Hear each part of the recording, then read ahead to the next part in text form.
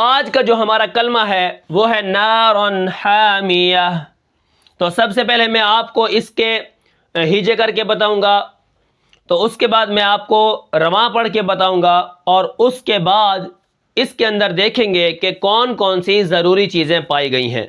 تو چلیے پہلے اس کے ہجے کرتے ہیں، جیسے نون الف زبر نا، جیسے نون الف زبر نا، را دو زبر رن، نارن، حا الف زبر حا، میم زیر می، نارن حامی، یا زبر یا، نارن حامیہ، تا دو زبر تن، نارن حامیتن، وقفا نارن حامیہ۔ تو یہاں پر میں نے آپ کو ابھی اس کے ہجے کر کے بتائے ہیں۔ اب یہ رواں کس طرح ہوگا؟ نارن حامیہ، ٹھیک ہے۔ تو اب دیکھتے ہیں کہ اس کلمے کے اندر کون کون سی ضروری چیزیں ہیں۔ سب سے پہلے آپ دیکھیں نون ہے، نون کے اوپر زبر ہے، آگے الف کھڑا ہے۔ تو یہاں پر جو الف ہے وہ الف مدہ ہے۔ میرے بتانے سے ہی آپ کو پتہ چل گیا ہوگا، کیونکہ ہم جو کلاسیں پڑھ رہے ہیں، ہم جو سبق پڑھ رہے ہیں، اس کے اندر روز حروف مدہ کی بحث آتی ہے۔ اس کے بعد آپ دیکھیں را کے اوپر کیا ہے؟ دو زبر ہے۔ اب اسی طرح یہاں پر دیکھیں نمبر 1 حروف مدہ کتنے ہیں؟ حروف مدہ 3 ہیں، الف مدہ، واو مدہ، یا مدہ۔ اب یہاں پر الف مدہ ہے، الف ساکن ہو پیچھے زبر ہو، وہ الف مدہ ہوتا ہے۔ اب اس کے بعد آپ دیکھیں را کے اوپر 2 زبر ہے۔ پہلے تو ہم را کو موٹا پڑھیں گے، اس کے بعد ہم کیا کریں گے؟ اس کے اندر غنہ کریں گے، ناک کے اندر آواز لے جائیں گے جو تنوین کی آواز ہوتی ہے، جیسے میم 2 زبر من۔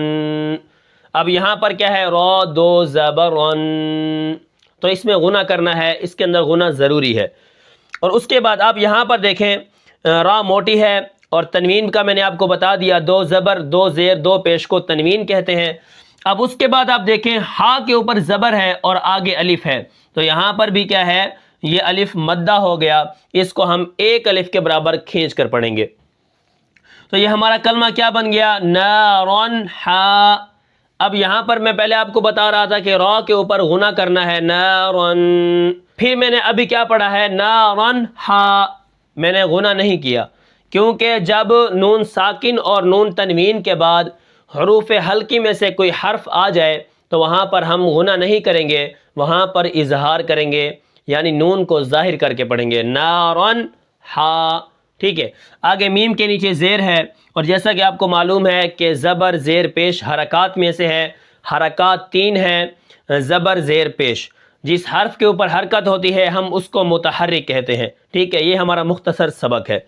اس کے بعد آپ دیکھیں یا زبر یا، نارن حامیہ، آگے تا کے اوپر 2 زبر ہیں، یعنی یہاں پر بھی تنوین ہے، نارن حامیہ، تا 2 زبر تن، نارن حامیتن۔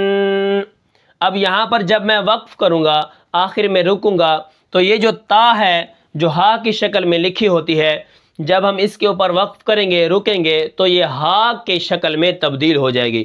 اس کو کہتے ہیں وقف بالابدال۔ وقف بالابدال کا مطلب ہوتا ہے بدلنا، ٹھیک ہے۔ تو ہم کیا کریں گے؟ یہاں پر نارن حامیہ، تا کو ہا کے ساتھ تبدیل کر دیں گے، اس کے بدلنے کو وقف بالابدال کہتے ہیں۔ آخر میں اگر 2 زبر آ جائے اس کو ہم الف سے بدلتے ہیں، جیسے افواجن سے افواجا، توابن سے توابا، اسی طرح نارن حامیتن سے آخر میں نارن حامیہ، ٹھیک ہے۔ تو اسی طرح یہ ہا کے اندر کیا ہے؟ تبدیل ہو جائے گی۔ تو یہ تھا آج کا ہمارا سبق، جو مختصر میں نے آپ کو بتایا ہے۔ میں امید کرتا ہوں کہ آپ کو یہ سبق سمجھ آیا ہوگا۔ تو انشاءاللہ پھر ملتے ہیں اگلے سبق کے اندر، اگلے کلمات کے اندر۔ تو تب تک کے لیے مجھے اجازت دیجیے، اللہ حافظ۔